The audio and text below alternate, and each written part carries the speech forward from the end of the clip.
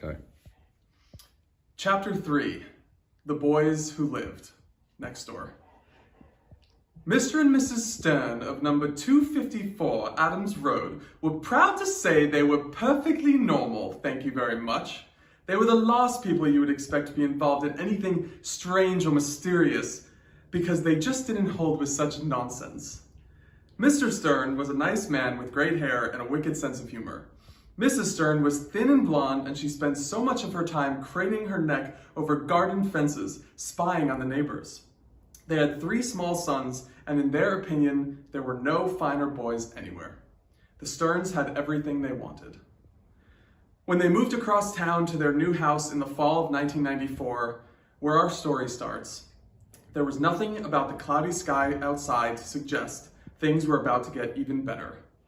The neighbors, who lived in a big white house and had a minimum of 2 Labrador retrievers at any given time, were the Rosens, and the families hit it off instantly.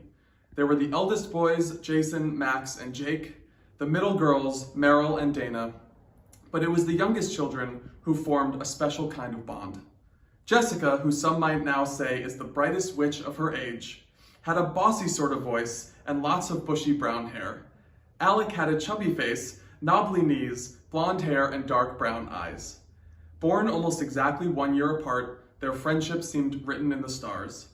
From the beginning, Jessica and Alec were inseparable, running from backyard to backyard, playing with yellow and brown puppies, jumping on trampolines pretending they were in Sailor Moon, hosting joint birthday parties complete with dunk tanks, slip and slides, and ice cream trucks that still to this day are yet to be topped, connecting over a shared love of witchcraft and wizardry, demigods, and vampires.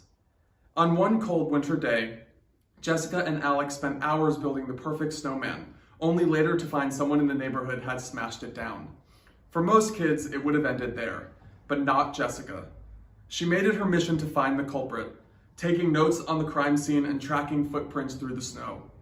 The exercise was a perfect encapsulation of the things Alec loved most about Jessica: her brains, her whimsy, and her fierce protection of the things she loves. There are some things you can't share without ending up liking each other, and chasing down a snowman killer is one of them. The families had their traditions too, and yes, even their fair share of strangeness and mystery. Backyard barbecues and basement hangouts, midnight underwear raids and golf lessons gone head-achingly wrong, summers in Massachusetts singing James Taylor songs and eating Chinese food and chocolate cake on visiting days. Before long, the words friends started to feel hollow. They were family. And for Jessica and Alec, no amount of distance could change things, whether across East Rockaway Road or across the Midwest, even across the country. But our story doesn't end there. In fact, it will never truly end. There may be new settings and new characters, like handsome lawyers whose intelligence could rival even that of Jessica's from time to time. But nothing could come between Jessica and Alec, or the love that these 2 families share. It might not do to dwell on dreams and forget to live, but this was a childhood worth dreaming about. I love you, Jessica, and I wish I could be there. Hope you're having the best day.